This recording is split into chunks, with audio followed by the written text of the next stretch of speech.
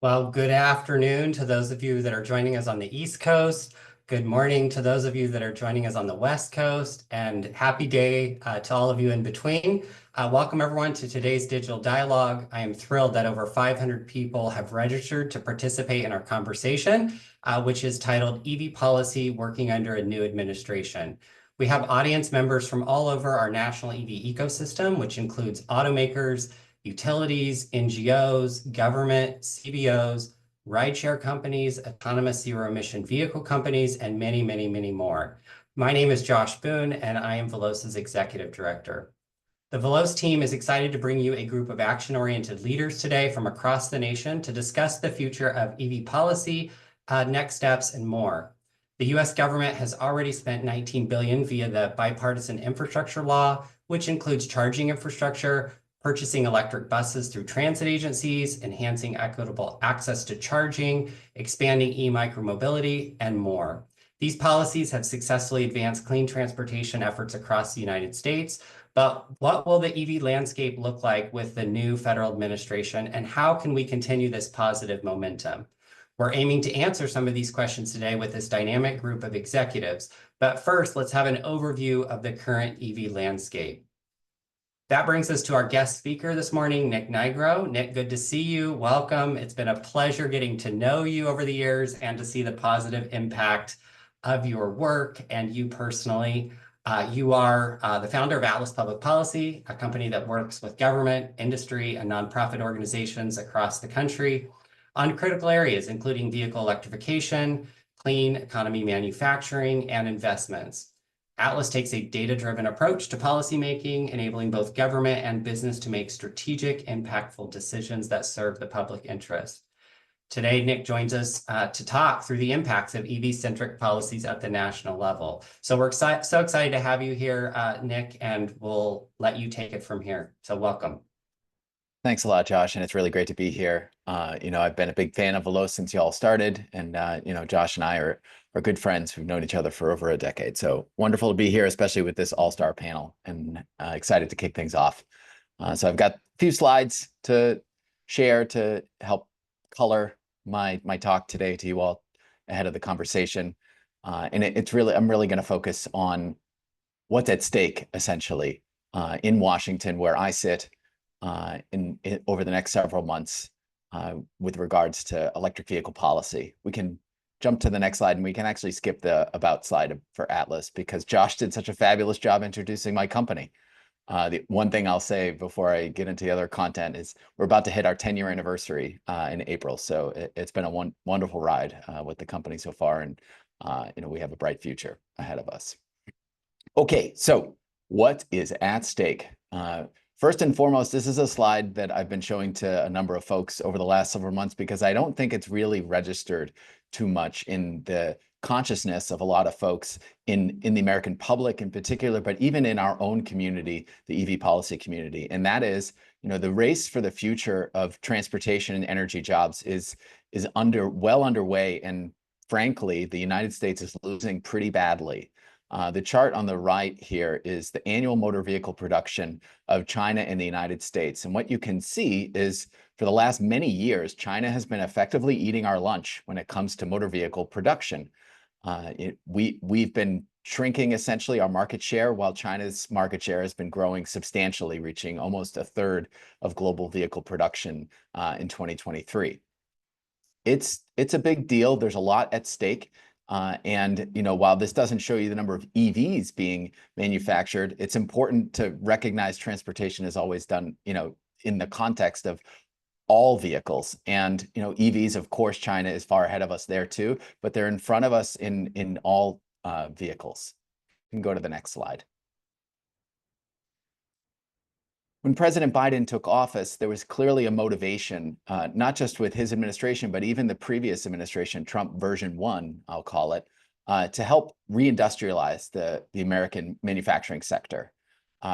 With the infrastructure law and the Inflation Reduction Act, what we saw was an unprecedented amount of investments in manufacturing, particularly this chart showing you construction spending, to give you some context for how meaningful these laws have been in spurring investments to build things in the US.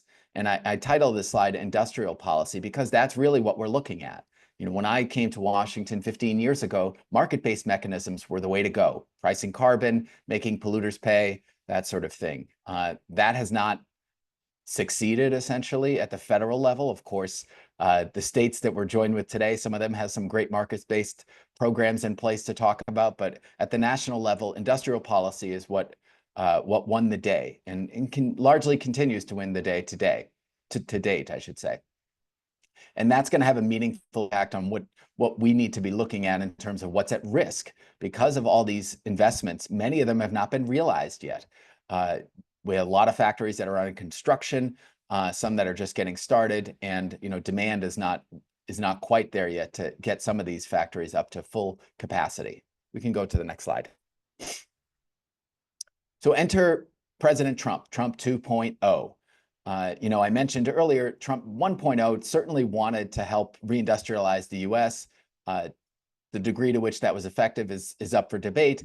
But what is clear is that that is a priority of his current administration. Exactly how he's going to try to do that is going to differ pretty substantially from President Biden based on what we've seen so far the last few months here in Washington. But the goals are largely similar, and I don't think we should lose sight of that. You can go on to the next slide. If you look at what was in the flurry of executive orders that were released in the first few days of the Trump administration, two key themes jumped out at me anyway when I was reading them. One is choice. And that word was used frequently, especially when talking about energy policy, transportation policy, et cetera. The goal there was to increase consumer choice. And from an EV perspective, I think we have to look at that as electric vehicles have to win on the lot.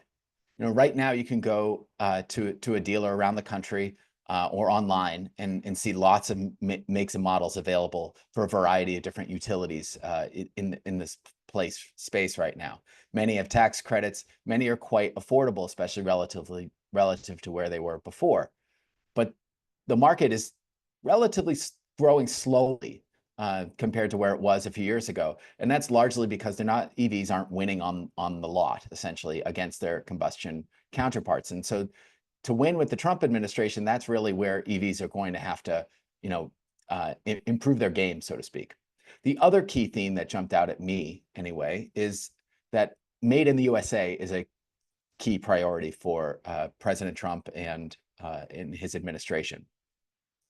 This term, which I'm not a huge fan of, called friendshoring, has become very popular in the vernacular here in DC, and of course onshoring as well. And you can see just within the first few months, President Trump has taken a number of put together a number of tactics to try to onshore more manufacturing and other product development here in the US. He's taking a very different tack than President Biden did through tariffs and potentially other means.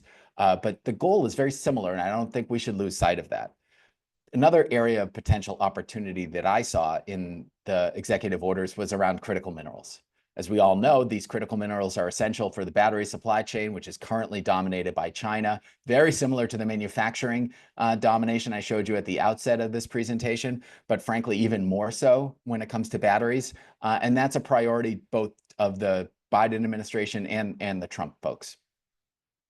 The other thing that I think we want to be thinking about when it comes to opportunities is really doing a better job as a community telling the success of the vehicle manufacturing renaissance, as I like to call it.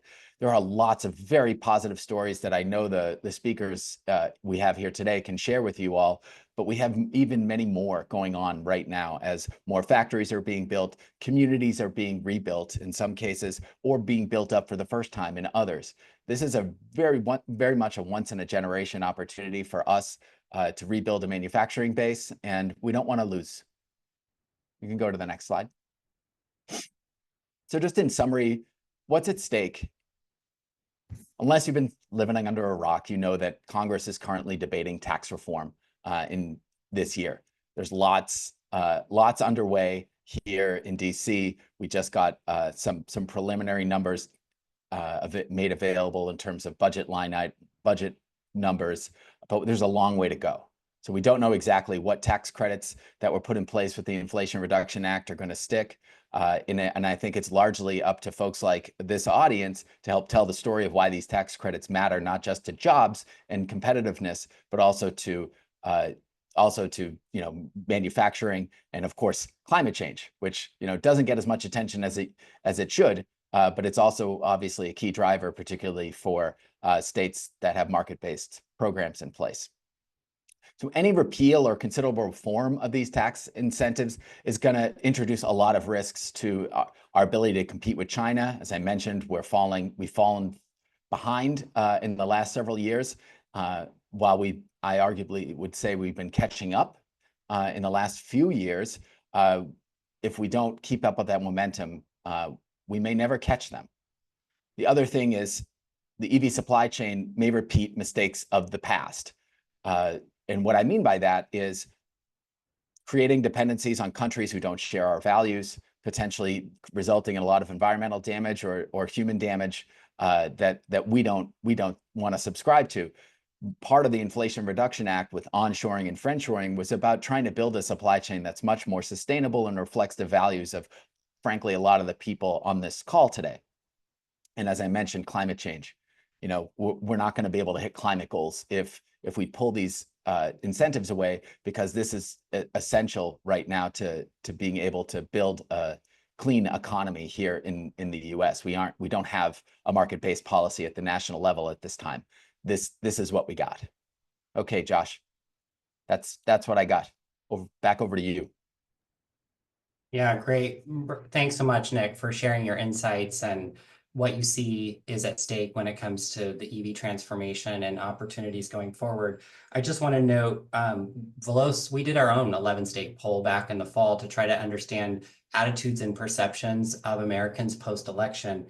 And one of the things we asked was where do people feel the country ranks in terms of EV leadership? And the results were that folks feel like America's in the lead, but of course our data and your data indicates that we're not there, right? We're second, third, fourth in line. So in our view, we think there's a huge opportunity with the new administration to demonstrate global economic leadership around EVs and what that means for the country and energy security and economic development and success. And then just the opportunity to onshore or reshore jobs, right? And so really good stuff. Well, we're grateful for your work and your leadership, Nick. Keep it up. I'd like to now invite my colleague and co-moderator, Rosa Davies, to join us here on the virtual stage. Welcome, Rosa. Hi there. Thanks, Josh. And thank you, Nick, for your presentation. For our audience, my name is Rosa Davies, and I'm Veloz's Business Development Director. I have the pleasure of being your co-moderator for today. And in a moment, I'll introduce each speaker who will be joining me on stage for today's conversation. But before we do panel introductions, just a quick note for our audience Q&A section at the end of our dialogue. Please place your questions in the Q&A box at the bottom of your screen. Don't forget to include who your question is towards, as well as your name and affiliation. Our audience Q&A will take place closer to the top of the hour. So now let's get started and meet our panelists. Come on stage, Leanne Randolph, Chair of the California Air Resources Board. Tim Eccles, Vice Chair, Georgia Public Service Commission. Doreen Harris, President and CEO of the New York State Energy Research and Development Authority. And last but not least, Nancy Skinner, Commissioner, California Energy Commission. All right. Hello, everybody. Thank you for being here. Let's start with our first question out to Leanne. CARB is world-renowned for its leadership on EVs and many associated regulations. Veloz supports electrification of all transportation types, but we focus on the light-duty vehicles.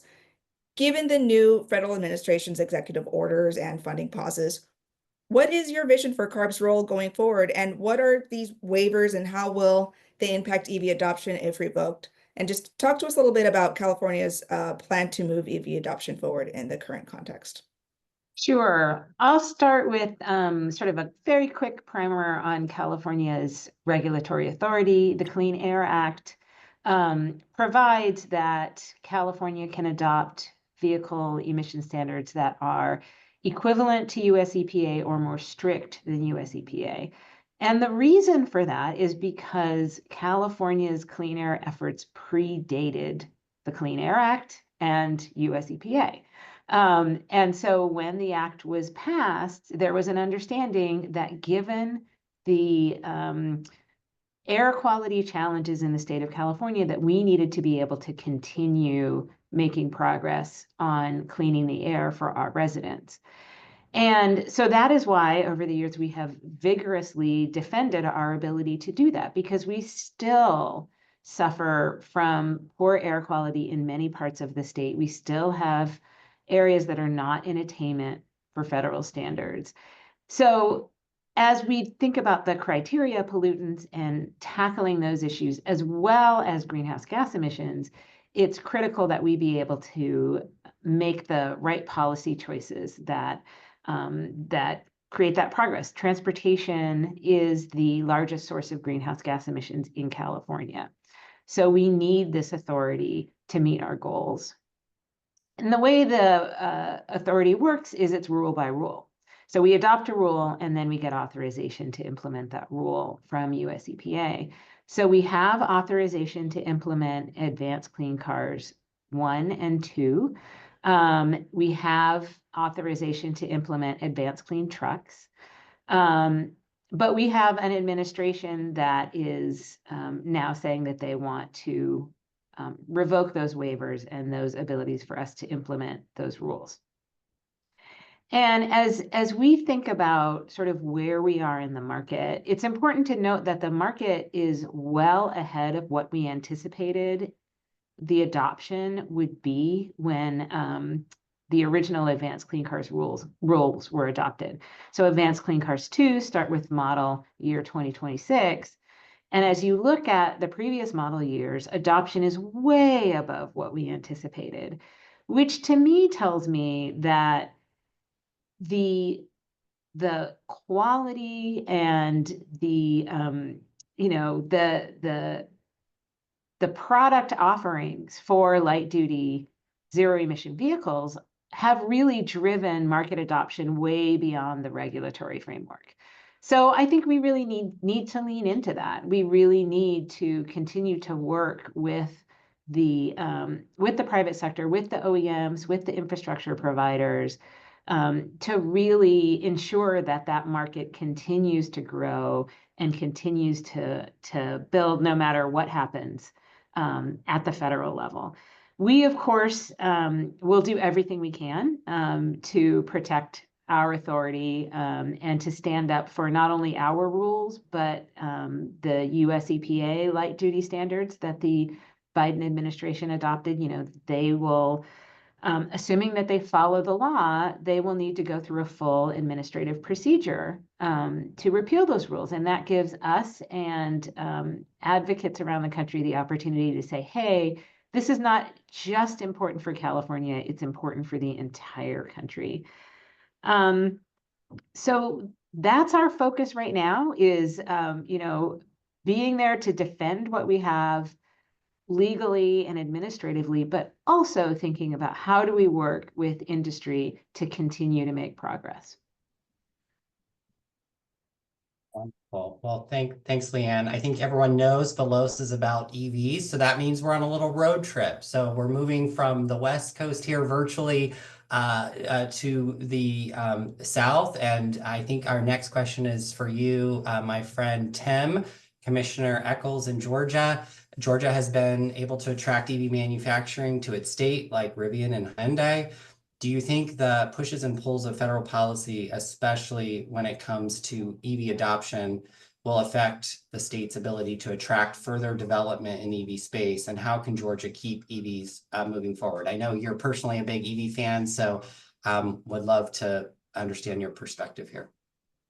I'm in my 8th EV, and I have a Nissan Leaf in my parking garage below here. I'm at the Capitol right now in my office. But I think EV adoption, whether it's through sales, the car I have now I purchased, or the leases that I've done on 3 other EVs, is the most important factor. For example, Hyundai's massive car factory here in Georgia. It began as an EV only factory, but as EVs have slipped over the last year, they now are not only making EVs but hybrids and even ICE models of their cars. Kia does the same thing at their Georgia factory. I think probably a more important factor of this is what kind of land parcels can we offer these companies that are interested in coming in? What is their energy cost? That seems to be a big deal to them. And more importantly, the availability of the workforce. They're not necessarily asking how many people are driving an EV and are you guys living this, which you might think would be an important factor, but these other three things seem to be more important. As to the second question, I think we need to keep used EVs in the state if possible. The family looking for a car for their teenager, the family that needs a second cheap car, or folks that are looking for free access to, say, our toll road here on Interstate 85, a used EV or any car with a plug would work for that. But I don't know that all of us who are EV enthusiasts on this call, we don't need to forget about what started us, in this. Maybe a hybrid, possibly a Prius for many of us, and we learned about regenerative braking and battery efficiency and the importance of disciplined driving. Let's encourage people to get a car with a plug, knowing that people progress through the technology as they gain confidence, and that if they get a car with a plug, or if they get solar, there's a good chance they're going to come to us on a full battery electric car. Yeah, that's a really good point. There's a lot of talk about plug-in hybrids, right, or PHEVs.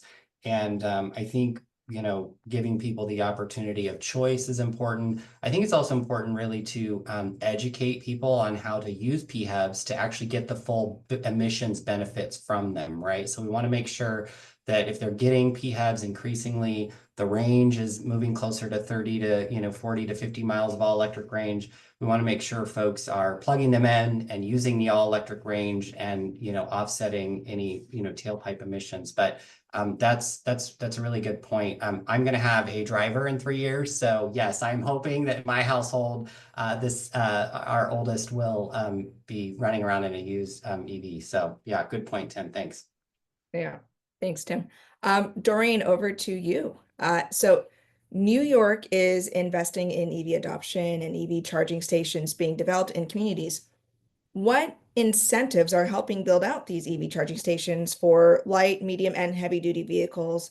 And what would you say are the top 2 to 3 challenges that need to be solved to keep that momentum going in the current landscape? Yes, thanks for the question, Rosa. We're obviously thrilled to be part of this discussion with Veloz, and generally the interest here in New York State has never been higher in EV adoption. It's a bit of a unique landscape in the state, first because, of course, the population center being New York City creates both opportunities and challenges with respect to EV charging. But generally, unlike California, transportation is not the largest source of emissions in our state. It's actually the building sector, because we obviously have a rather efficient transportation system in the form of the MTA in the first instance.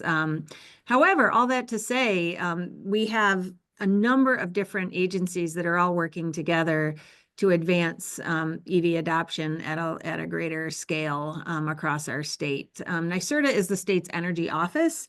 We deploy a number of different planning functions on behalf of the state, but also programmatic functions, including our Charge Ready New York program, which is essentially providing up to $2,500 per plug to advance various forms of charging infrastructure, and has seen extraordinarily strong participation. But from other perspectives, we have our utility regulator, the Department of Public Service. One major thing they do is implement the Make Ready program, which is intended to really get after the broader needs, the infrastructure needs necessary to advance charging deployment and EVs writ large. And at the same time, we have our sister agency, the New York Power Authority, with whom we've worked very closely to get those NEVI funds to use, also to really address the corridors across our state. And we're among the first really to do so. I also drive an EV, and I use our state's network quite regularly, the Evolve New York network, to charge while on the road. But it is, I want to highlight the fact that it is a multifaceted effort, including our environmental regulator, who has been involved, obviously, in some of the advanced clean cars and trucks regulations that were previously discussed coming out of California. So all that to say, it's necessary for us to all coordinate because it is a complex ecosystem with many actors working together.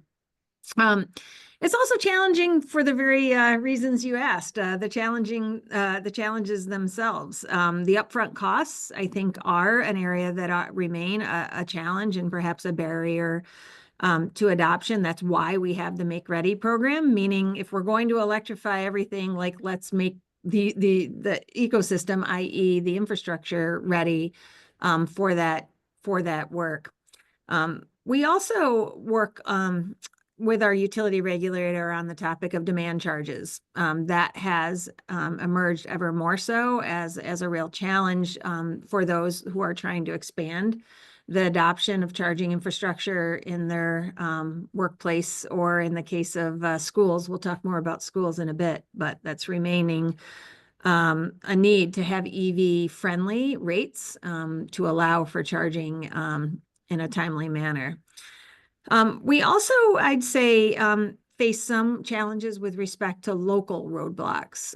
Sometimes, obviously, we have local permitting needs with advancing various EV charging stations.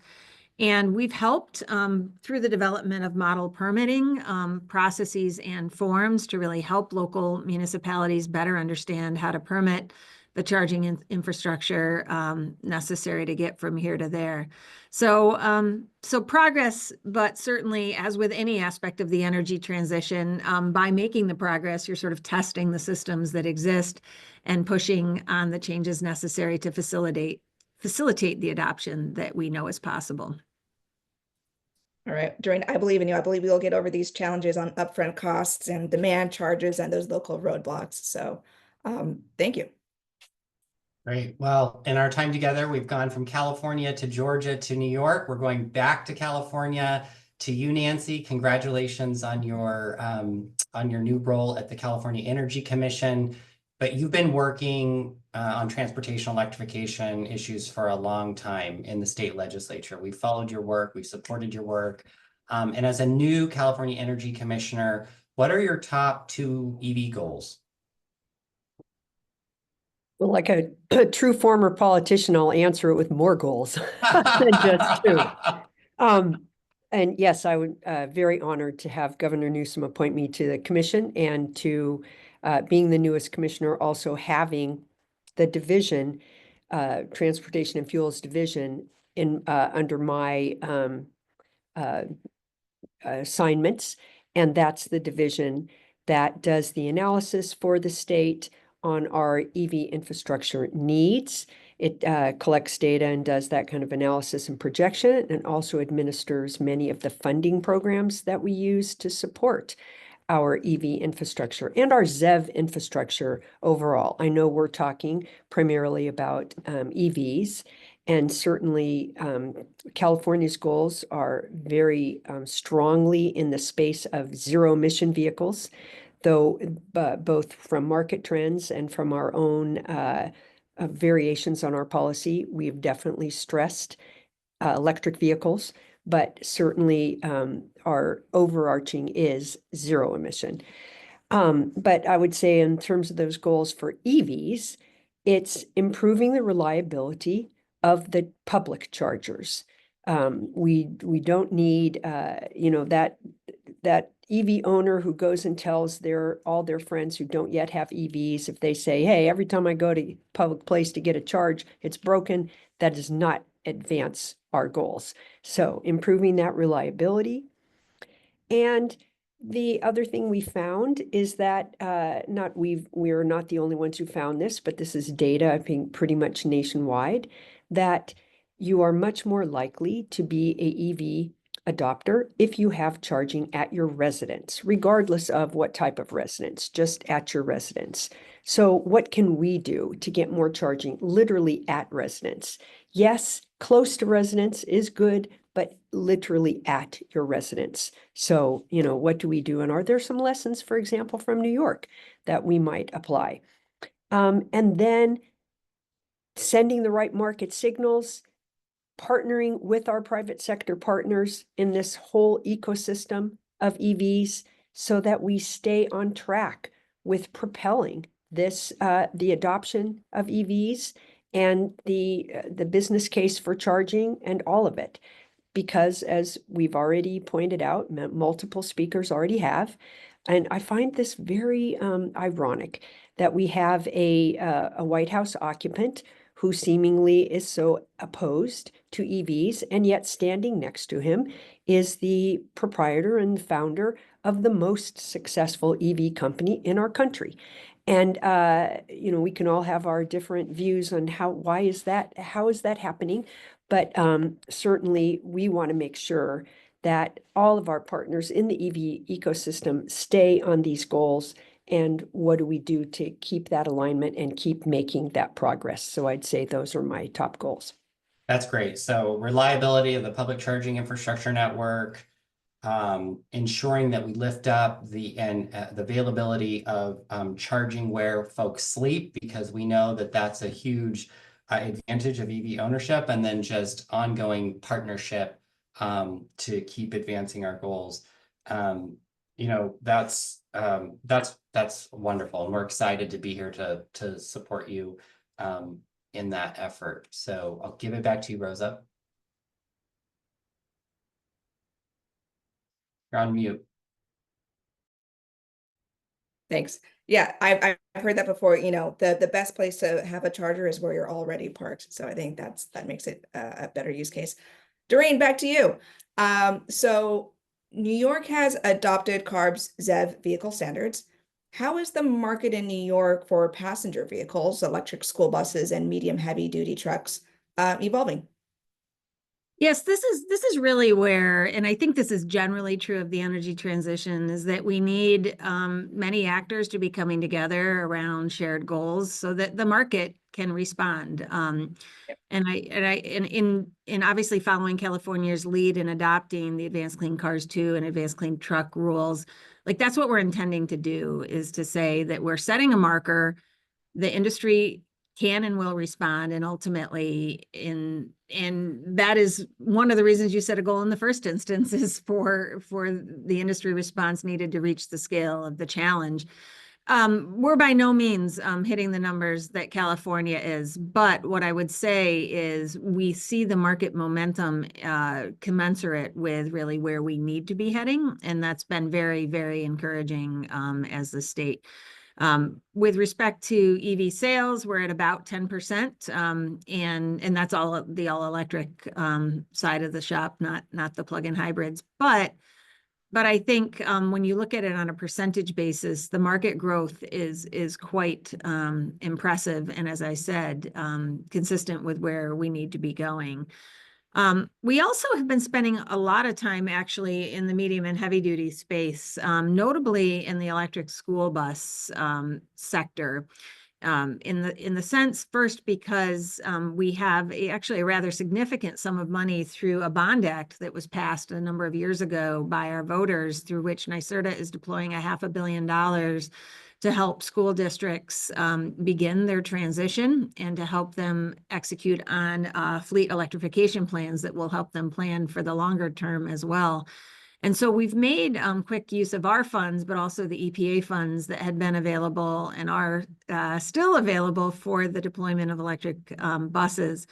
And so that is an opportunity for us. There's 700 school districts in the state of New York, and we're working with over half of them right now, really addressing, I'd say, what remains uncertainty in some cases around how these buses perform, particularly in cold climates, and what specific routes are best for these school districts to start with as they move through their own transition journey. So that's a big deal for us.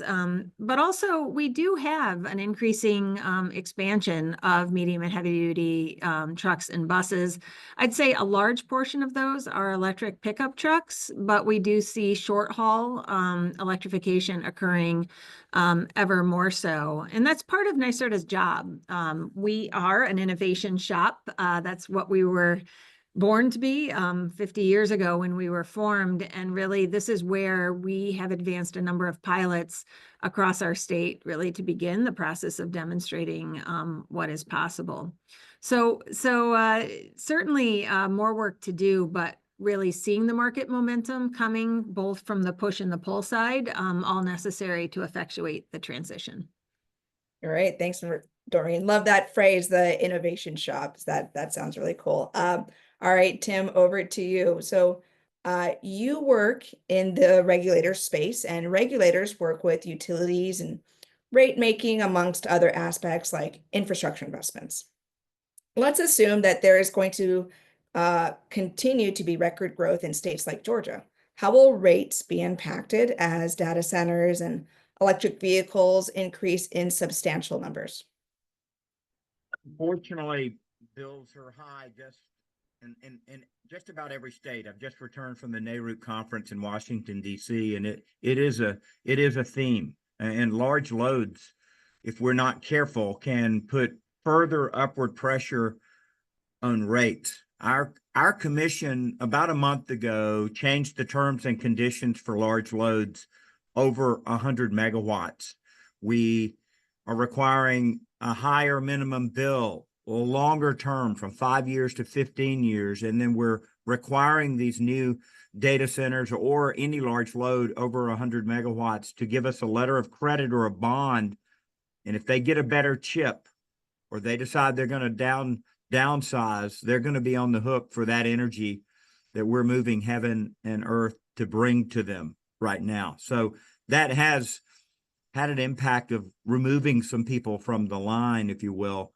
And my friends at Forum Mobility who work in your state told me that electrifying just the LA and Long Beach drayage truck fleet would take, in their estimation, 5 gigawatts of power. So with this unprecedented load growth ahead for these large loads with data centers and others, I think regulators like me are going to need to use every tool in our toolbox to lower these utility bills. If not, I think consumers are going to suffer, and then we're probably going to lose our job. Yeah, that's a good thing to watch out for. Over to you, Josh. Okay, well, thank you, Tim and Rosa. So the next question is for you, my friend Leanne. So California is the birthplace of EV adoption and innovation in the United States. What is the role of private companies that rely on California's clean air and transportation electrification goals in the current federal climate? And how can California government support them to meet the continued upward trend in charging utilization, for example? Yeah, I think Doreen put it best when she sort of talked about that ecosystem, creating the ecosystem for all of these pieces to come together. And so, we have done that through our regulatory work on the vehicle side.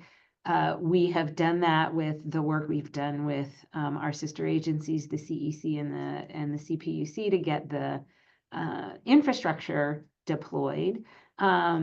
And so I think now it's up to us to really, given the challenges at the federal level, figure out what additional state levers we can pull to support the industry in the transition.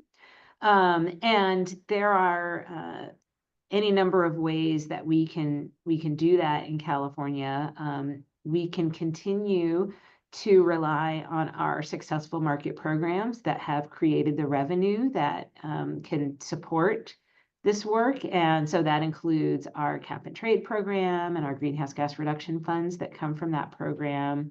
It includes our low carbon fuel standard, which provides funds for infrastructure to support zero emission vehicles, and also provides funds to support vehicles themselves. And we are prioritizing medium and heavy duty vehicles in that work. So as we continue to complete the updates to that regulation, that will help support adoption in California. We also partner with our local air districts around the work that they're doing. And as I mentioned, we work very closely with the Public Utilities Commission to think about ways that our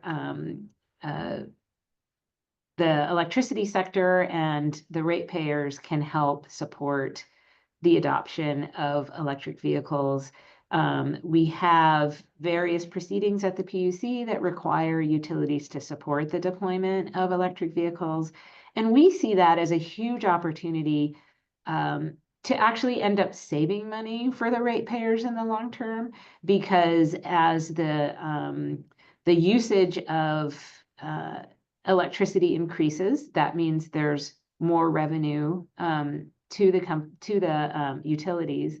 And we also have the opportunity to use electric vehicles as a resource to think about how we can use them to help support high demand times of the year.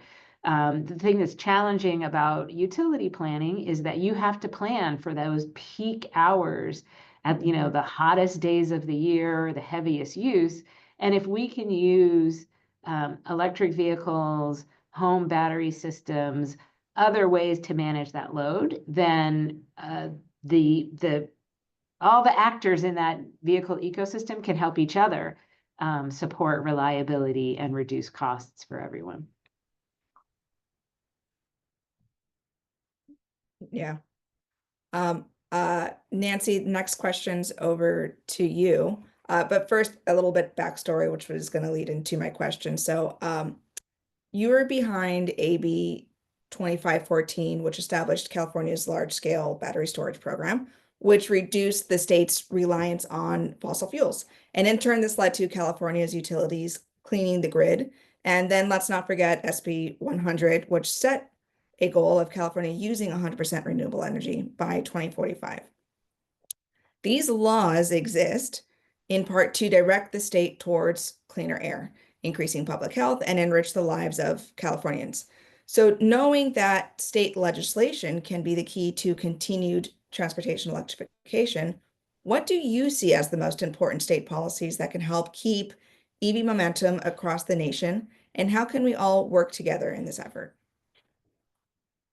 Thanks for that question. And yes, I'm very proud that, so it was back in 2010 that I did the law, AB 2514, to, in fact, have our Public Utilities Commission put an amount of utility grade battery storage on the all electricity purchasers, that when they entered a contract to purchase electricity, new generation, they would also include a certain amount of storage. And because we were beginning that path, we had not yet adopted a goal to have 100% of our electricity be renewable. We had adopted the goal of, I think we only had the 20% goal at that point, but we knew we were on a path. We knew we were on a path of going to renewable electricity. And of course, given that most of our sources of renewable electricity generate only during certain times of the day, how do you make the grid stable? And that was the idea of the utility grade storage. And there was none installed yet at the point that I did the law. But now California is the global leader in that, and the market has completely changed. And we see even long duration, the original, while I was technology neutral and also ours sort of neutral, we're now seeing even developments in long duration storage, which is a great thing and will greatly help all of our electrification goals, including our transportation electrification goals. Now, meanwhile, my great colleague, Leanne from our Air Resources Board, referenced that, as load demand increases and we plan for peak, that EVs have, the batteries in an EV I'm going to say 10 times, I'm not exactly sure, I don't want to, but approximately 10 times the capacity of that battery pack that you buy to put on the side of your house. And that battery pack you buy to put on the side of your house is there to be your backup for either outages or to help you deal with when when the demand is greatest or when the prices are the highest for your electricity. Well, your car could do that. Your car is battery storage on wheels. And so to me, that by unleashing that and people being able to see that this thing has more attributes than just getting me to my workplace or to doing my errands or picking up my kids. It can also help me reduce my electricity bill because I could use it at the time when the rates are the highest. I could use it as my backup power, for example. Now, that's a little into the capacity's there now, but that's a little into the future to really being practical for everybody. But it could certainly help us in terms of staying on course with our goals and getting that much more market adoption for EVs and others. So your question really was about legislation. What more legislation might we need? I don't know if it's so much that we have, as far as I can tell right now, we don't have a lot of statutory barriers to some of these goals. I mean, we have great, our barriers for things like unleashing that capacity and having people really be able to adopt it and having our utilities really engage is much more a potentially regulatory and potentially just buy-in and working with our stakeholders. And clearly our governor has set this incredible executive order for having only zero emission vehicles sold, or EVs specifically sold as of model year 2035. It's not so much, in my opinion, at the moment that we need new statutes to help us get that. It's really much more the kinds of, both in our regulatory activities and others, again, setting those right market signals so that we keep the momentum to achieve it. And so that, for example, that EV charging companies begin to be, that there's a business case for them, that they're no longer going to need, say, public, and who knows, we'll have to see over time whether, but that they don't need the public investment of dollars, but that they are able to, be revenue generating, and there's enough of them and such that we're at that place where, again, the state or federal dollars are not as essential to back them up. But so it doesn't, it didn't answer your question of what laws, if I were a lawmaker right now, for example, what laws I'd be introducing to help our different goals. But at the moment, I think it's much more other work. We have the laws in place, and it is our being nimble and clever and smart in implementing them. Yeah, I mean, I'm going to take the moment to say that you've set up Veloz and Electric for All really well here, because this is some of what we do, right? Make people aware of the attributes to EVs, right? They're fun and functional. And then you get people behind an EV in one way or another, and then that's going to increase utilization, and that's going to unlock quite a lot. Well, and you didn't mention, I also authored, which is one reason why we don't need necessarily, we might need an additional statute for this, but I also authored SB 59, which gave our different regulatory agencies the ability to start making the case for using our EVs in what we call a bi-directional way, using them for using those batteries for more than just moving you down the street, and in fact moving them, using those batteries either as backup for our utility grid overall or backup for a house or other facility. And we're working on that now. Yep, you're right. I forgot to mention that one. Thanks for catching it. Great. So we'll move back to you.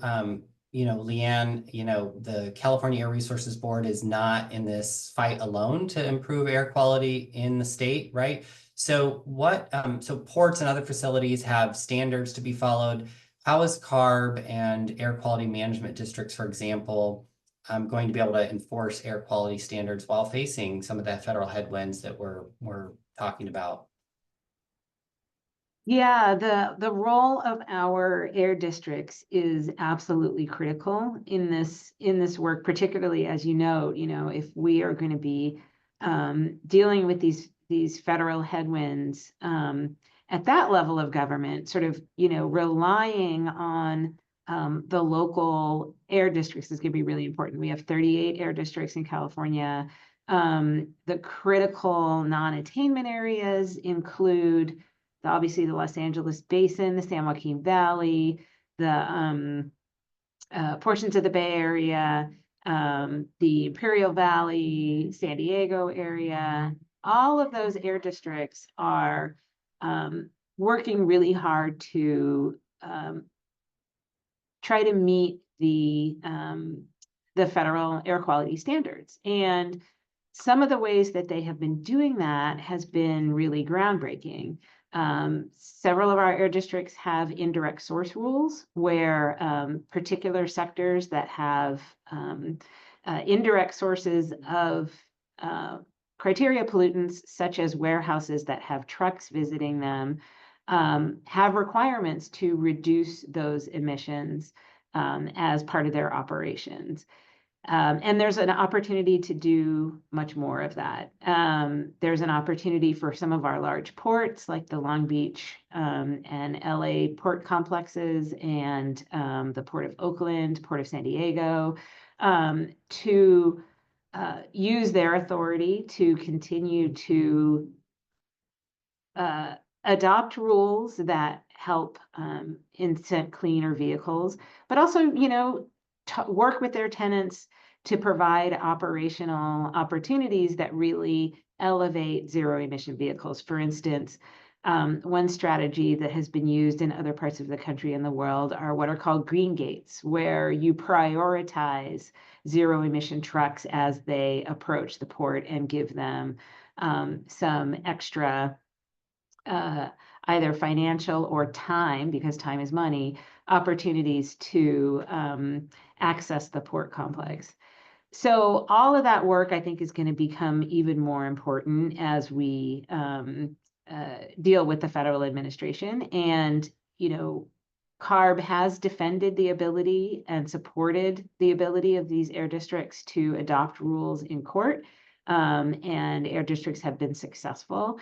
And so that is a key partnership that will continue so that we can achieve both our air quality and our climate goals.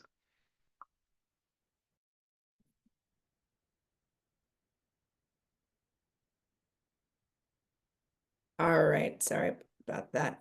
Just doing some logistics behind the scenes just to make sure we're keeping up on time. Leanne, thank you for that answer there of making sure we're sticking to some goals.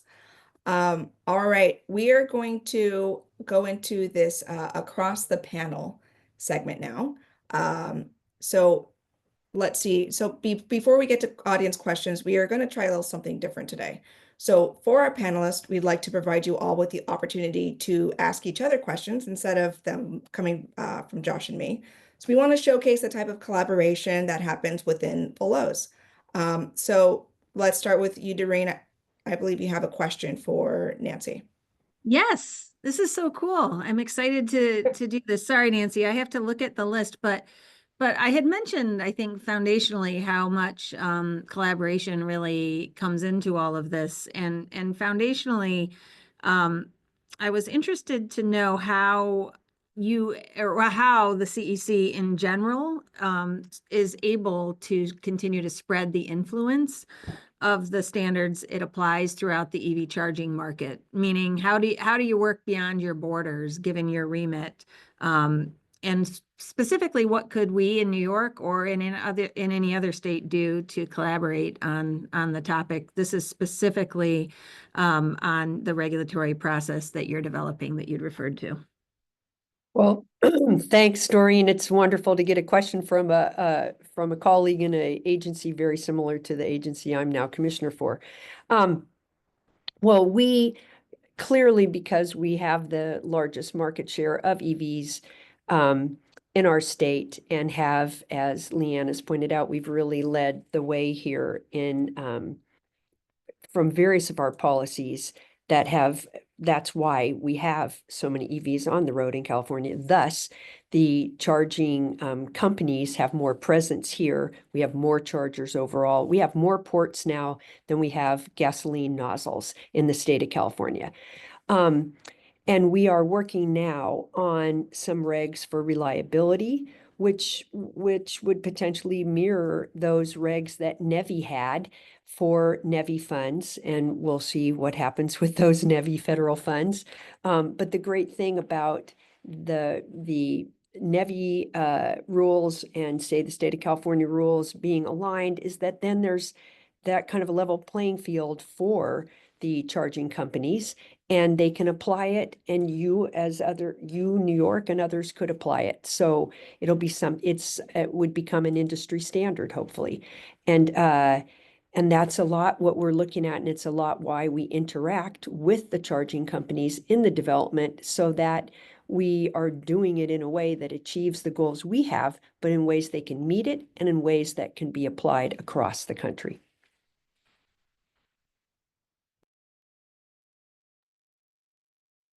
Great. And then let's keep it going. Nancy, how about you ask Tim a question? Excellent. So, Tim, you're a great enthusiast, and you've described much, but Georgia's EV market share is now at about 8.2%. So, what can Georgia do to increase its EV market share? A lot of folks on this call are pioneers, and when many of us on this call together, I think through the years, I've been driving an EV since 2013. We've been willing to endure bad chargers, low range, general inconvenience to drive, but the mainstream out there today, that they need the easy button. Chargers everywhere, lots of them, dealer inventory, education, used EVs that they can get because they can't afford a $60,000 car.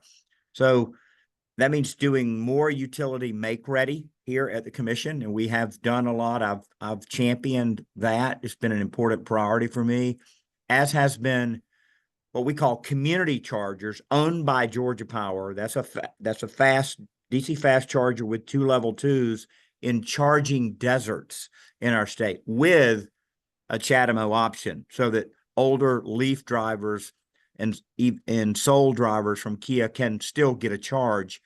But I think the most important thing that the Georgia legislature could do across the street at the Capitol would be to bring back the $5,000 state tax credit.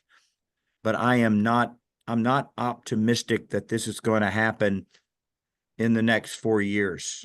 So in the meantime, we've got to keep winning hearts and minds, one meeting, one person at a time. That's right, one at a time. All right. I believe the next question is out to Leanne. Yeah, I'm asking Leanne a question here. Leanne, I was recently with a congressman last week and at an event that Albert Gore did in our state. And this congressman was giving lip service to EV adoption, but he doesn't own an EV. How important is it for policy leaders like us to use and learn about the technology, and why does it help if officials like us make better policy if we've been driving an EV? Yeah, that's a great question.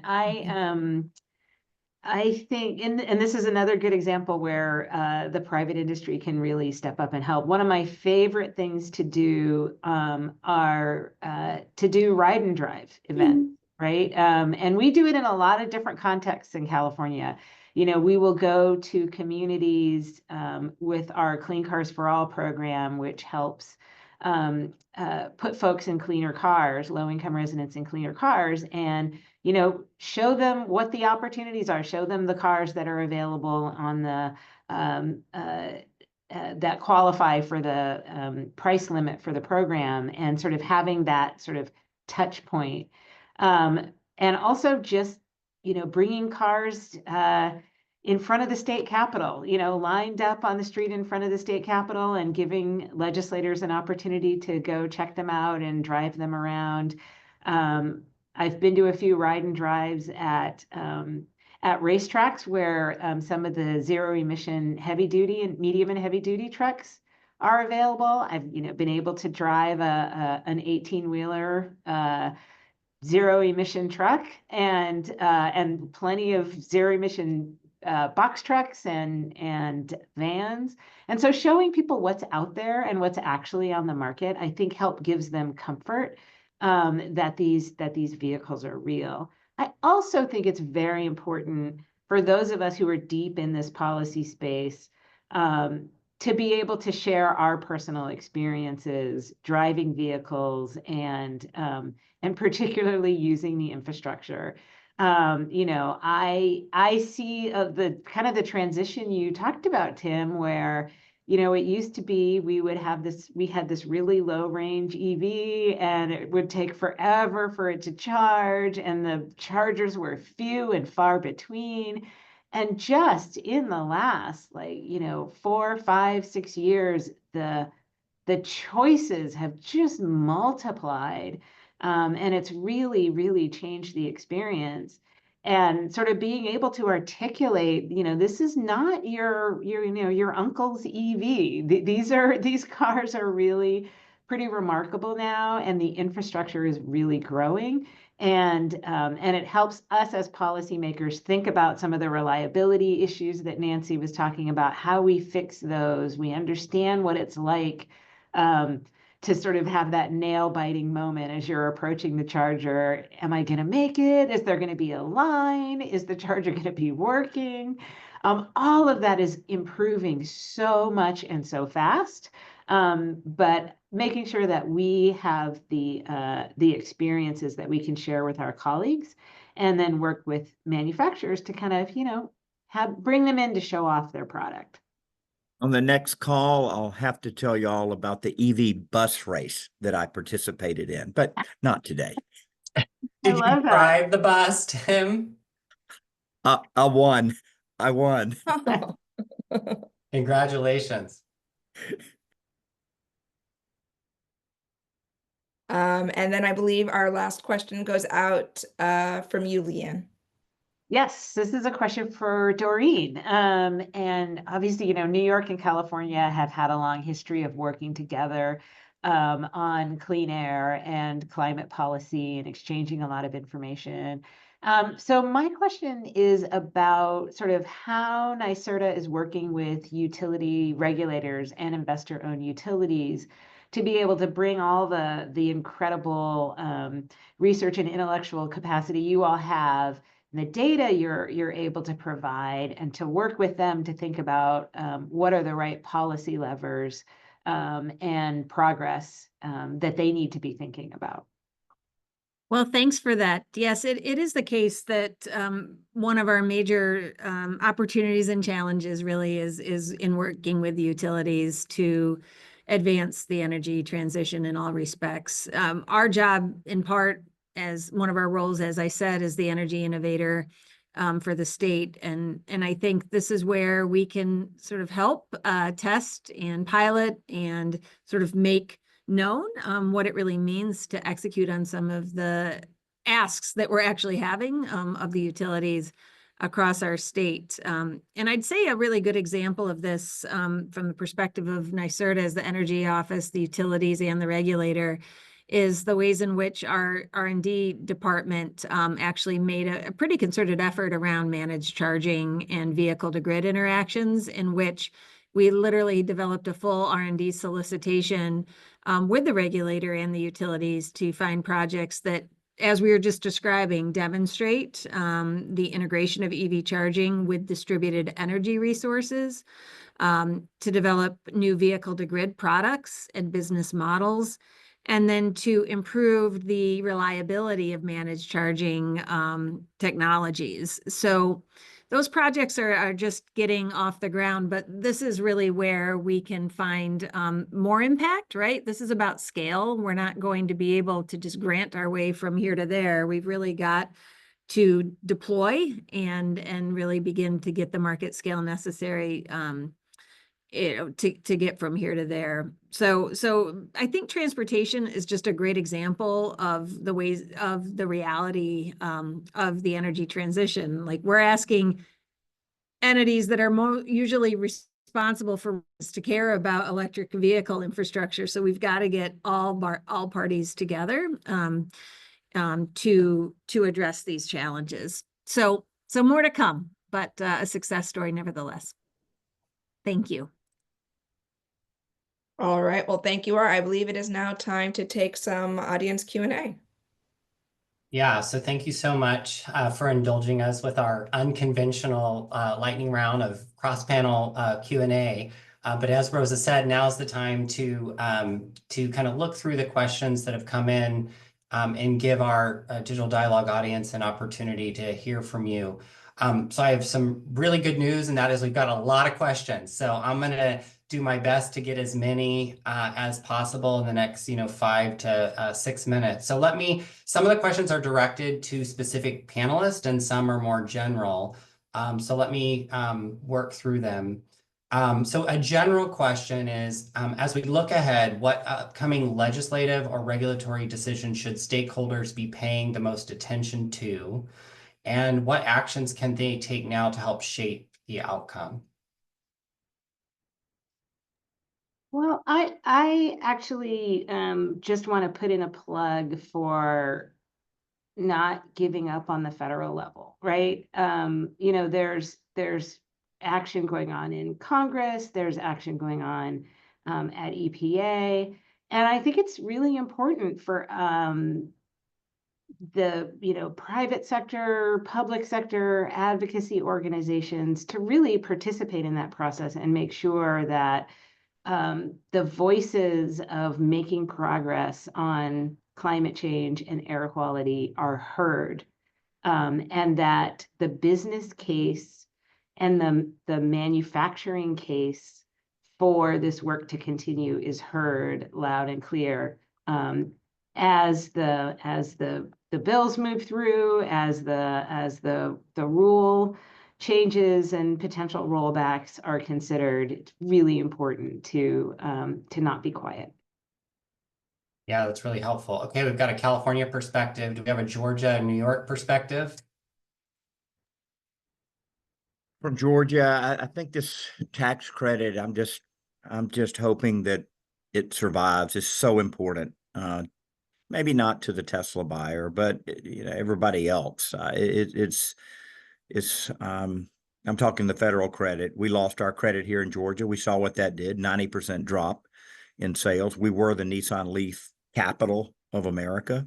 And we lost that. So there's a general hostility going on out there with Republicans. I'm a Republican. I get a lot of flack for my EV stance, and just was hoping we don't lose that credit.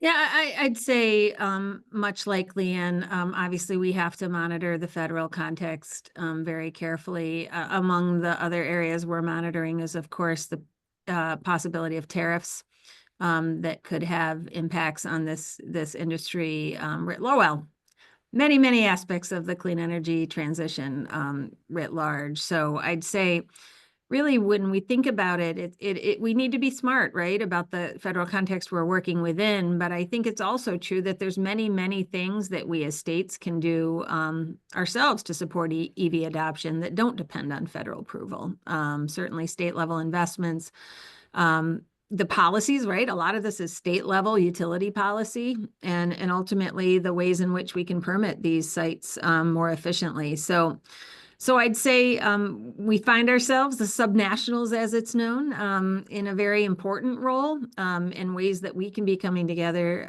is also important, irrespective of the federal context. Yeah, that's really helpful.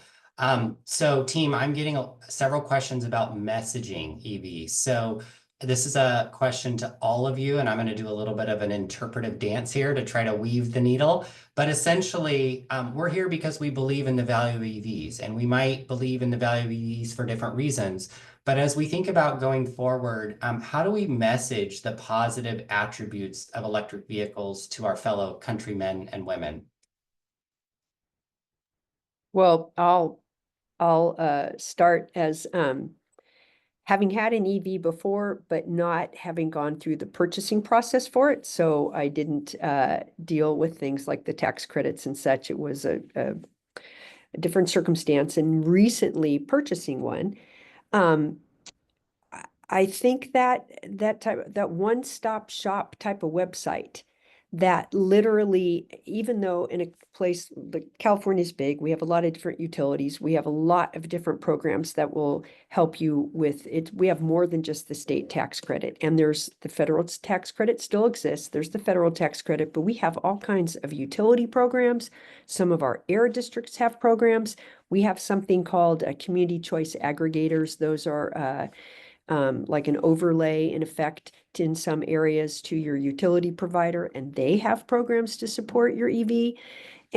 But to find them, I mean, you have to do an enormous amount of research. So a one-stop shop website that gave you all that info and showed you that even purchasing a used EV, because a lot of people think, okay, I'm only going to get these benefits if I purchase a new, but there's many of these same benefits that are direct dollars to you that are for a used purchase.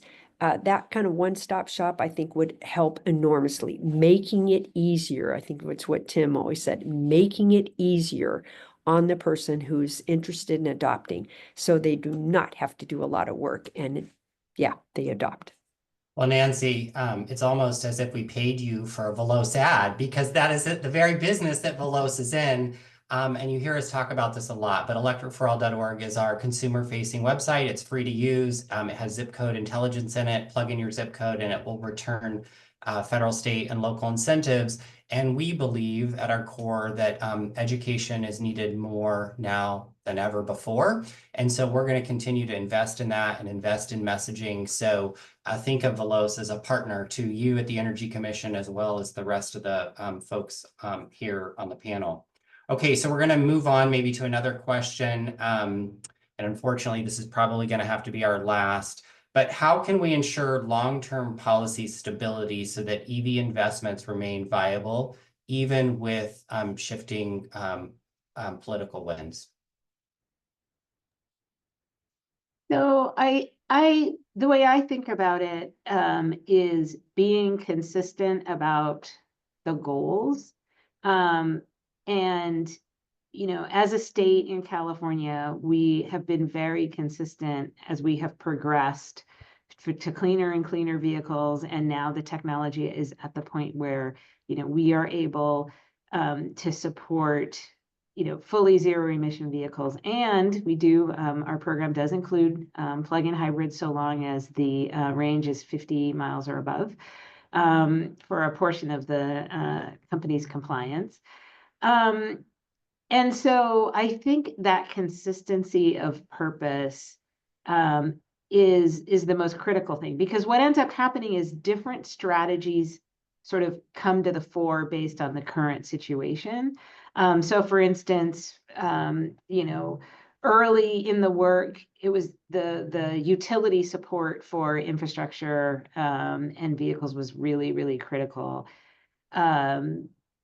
Using the market-based funding was really, really critical. And then as we got to the point where the technology was really supporting strong regulation, the regulations kind of, you know, became stronger, became more at the forefront. The incentives started to be oriented more towards lower and middle income because they didn't need to be quite so technology forcing. And now, as we are looking at the challenges around being able to fully implement our regulations, the incentives come back to the fore. The need for those more of the carrot approach becomes more critical. So having a clarity of purpose and then adjusting the policies to address any sort of external challenges, but continuing to communicate that the goal does not change. Mhm. The tactics may change, but the goals do not change. That's really helpful. Does anybody else want to make a quick comment before we wrap up here? For me in Georgia, working towards first in line privileges, for example, for EV rideshare vehicles at the airport, being able to provide some things that really doesn't cost government anything to do, and keeping this growing commercial sector going. Let's have more Amazon vans. Let's have more delivery vehicles that are electric. These are out in our neighborhoods. People are seeing them. They have a subliminal effect on people as they see these high-tech looking vehicles, and I think they can help move the general population forward. That's great. Well, from my desk to each of yours, thank you for participating in this discussion. I feel like it should be 1 of 5, but I'm going to Yeah. kindly turn it back over to you, Rosa. Yeah, I'll echo that. So as we wrap up this discussion for the day, once again, thank you to our panelists for joining us, and of course, special thank you to the presenter, Nick Nigro.